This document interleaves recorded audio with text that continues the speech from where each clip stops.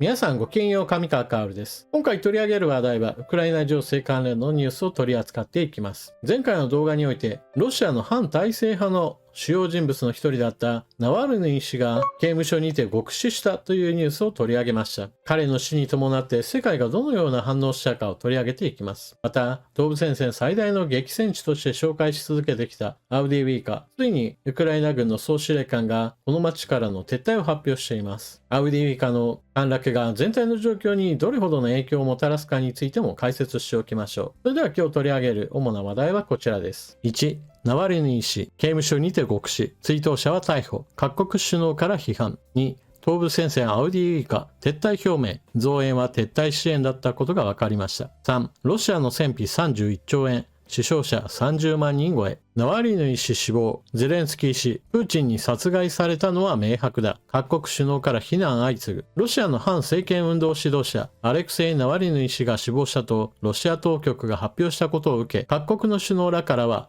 追悼やロシアへの非難が相次いだ。イギリスのスナク首相は X でロシアの民主主義の擁護者として生涯を通じ信じられないほどの勇気を示したとナワリヌイ氏を称賛した。 EU のシャルル大統領も投稿で自由と民主主義の価値のために戦った、理想のため究極の犠牲を払ったと称え、悲劇的な死の責任は全てロシアの政権にあるとの考えを示した。ドイツのショルツ首相はウクライナのゼレンスキー大統領との記者会見で、我々はモスクワで権力を握る政権がどのようなものかよく知っている。もはや民主主義ではないと指摘した。ここでショルツ首相がもはや民主主義ではないと表現しているのは、見てくれだけでもなんとかそれっぽい形を作ろうとしていたのがソ連崩壊後のロシアでした。一応大統領選挙はするし、一応議会選挙はするし、一応報道の自由は少しでも認めようという形はとっていたわけですが、ここ最近の動きはそれらを全てなかったかのようにする。民主主義の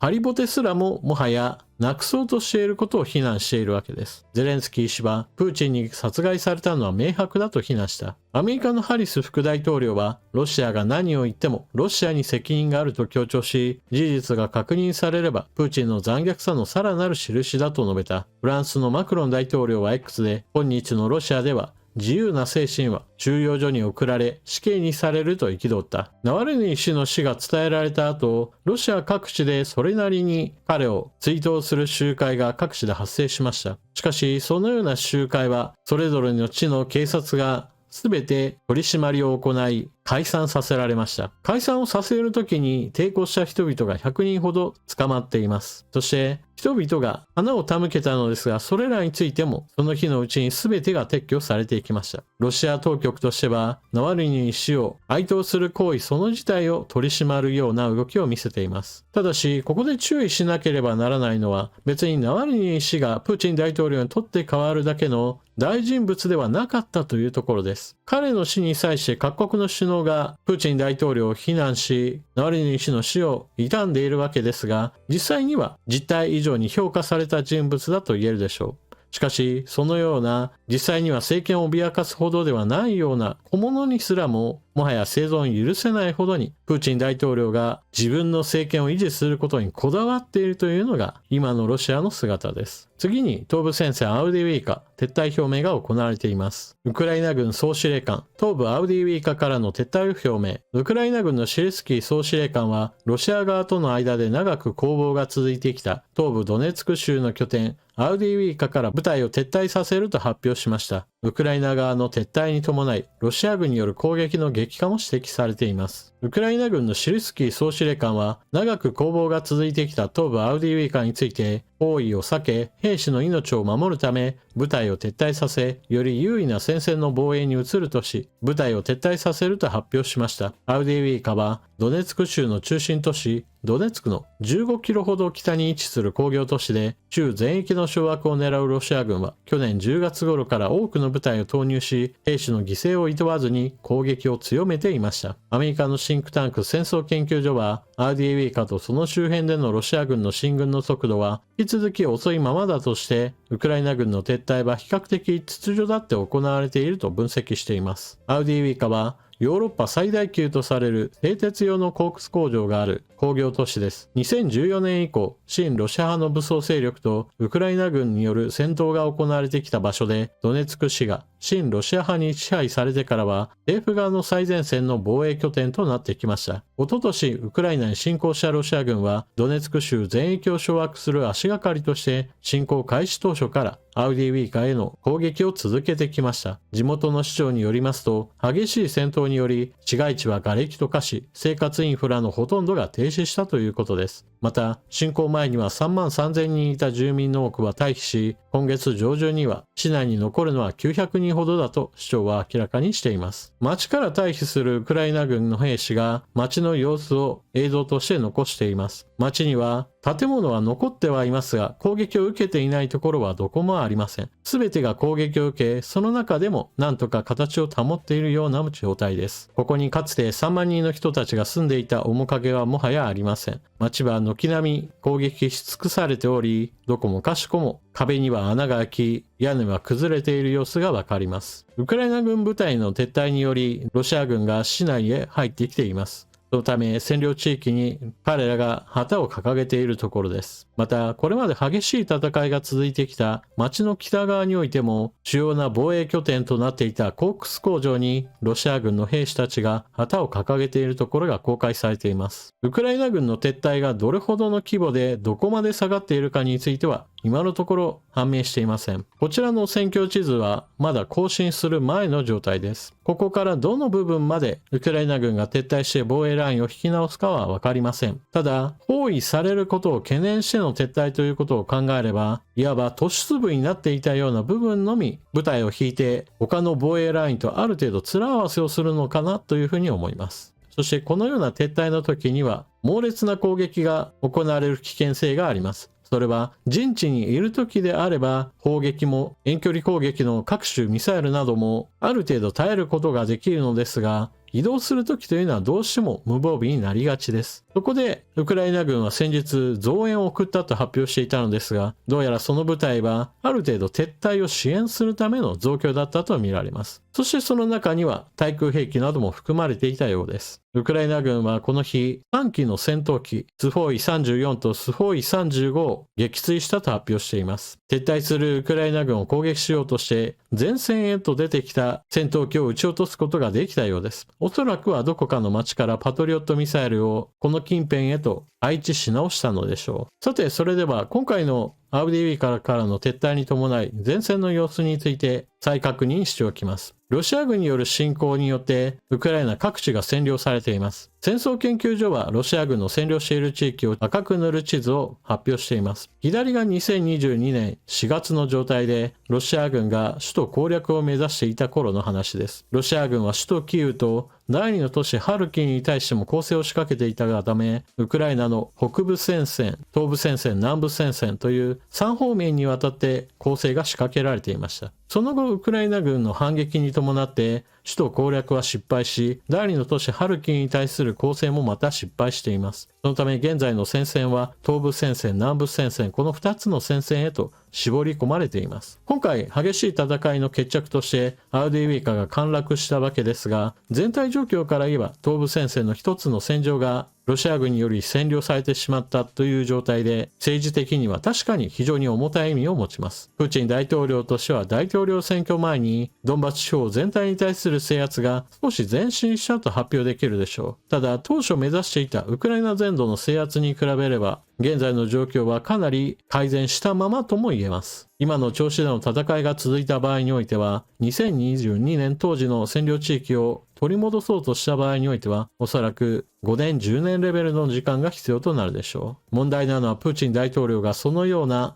年数やもしくは死傷者について全く気にせず、まだまだ戦いを続けようとするかどうかです。最後にロシアの戦費31兆円、死傷者30万人超えについて見ておきましょう。ロシアの戦費31兆円コス、アメリカ国防総省試算、軍の死傷者は推定31.5万人。アメリカ国防総省はロシアが2022年2月に始めたウクライナへの全面侵攻の戦費が最大約31兆7000億円に上っているとの試算を明らかにした。海外への武器輸出契約のキャンセルなどでも約1兆5000億円以上の損失が出ているほか、経済的な損失も2026年までに約195兆円に上ると予想している。アメリカ国防総省高官は、ロシアの戦費に関して、ウクライナでの軍事作戦のための装備、部隊配置、戦線維持などにかかる直接的な支出だけで最大約31兆円に上っていると記者団に説明した。ウクライナ軍は東部ドネツク州の激戦地、アウディウィーカからの撤退を決めるなど苦戦しているが、アメリカ高官は、地上戦の戦況だけに注目するのではなく、ロシアが被っているコストにも目を向けるべきだと強調した。ロシア軍の死傷者が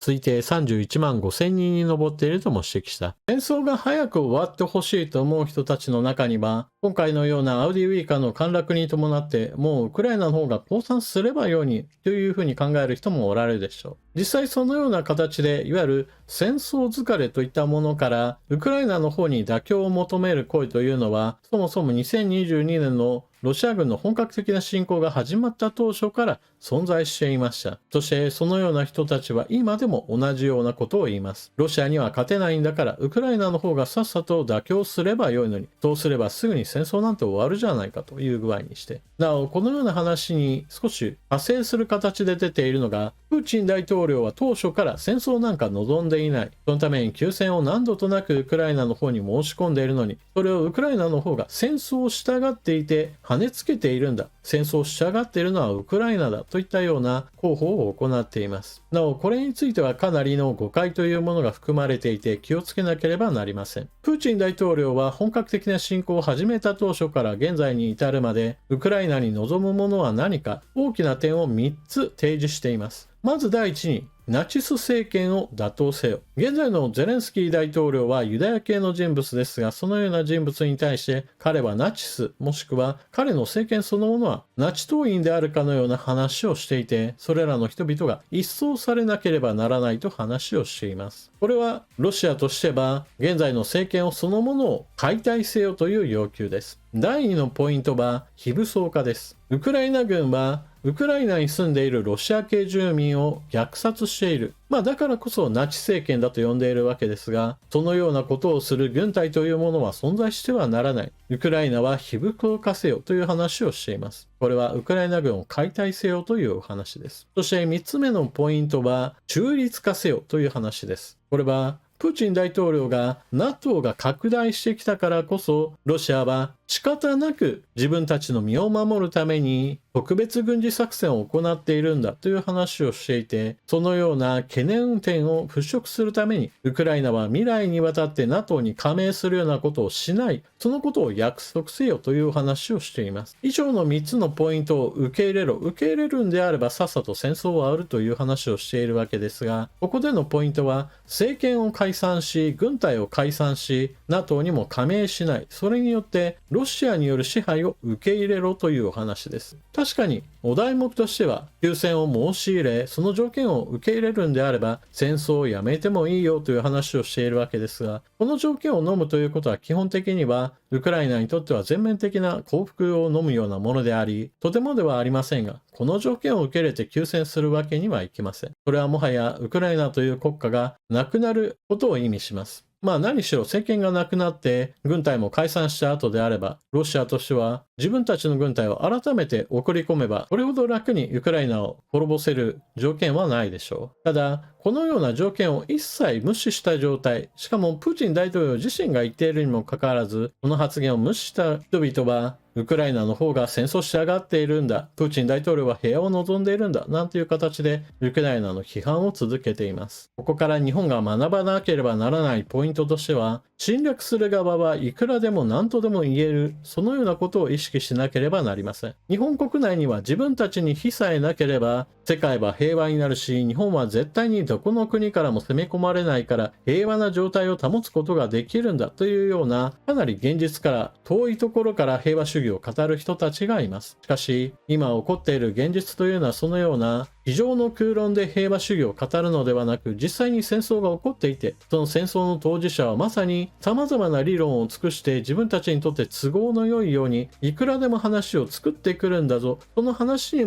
づいて軍事侵攻が行われていて、それを正当化し、さらにはそのような出任せの理論に付き合う形でいくらでもロシアと敵対せず、ロシアとの取引を続ける経済的な結びつきもむしろ強化するような国々が世界にはたくさんあるんだよという現実を私たちは見つめなければなりません。ロシアによるウクライナ侵攻というのは、少なくとも国際秩序というのはある日突然破られても、だからといって軍事力を使った側にペナルティを与えない国もたくさんあるという現実を私たちに見せつけています。安全保障問題が非常に重要ですよというのは、まさにこのような話し合っても何も解決しない相手がいるんだぞという現実から学ばなければならないのです。というわけで今回の動画はここまで。最後までご視聴いただきありがとうございました。チャンネル登録していない方はぜひともチャンネル登録していってください。そして動画を見終わったら評価ボタンでクリックとあなたの感想、コメントよろしくお願いします。それでは次の動画でまたお目にかかりましょう。またね。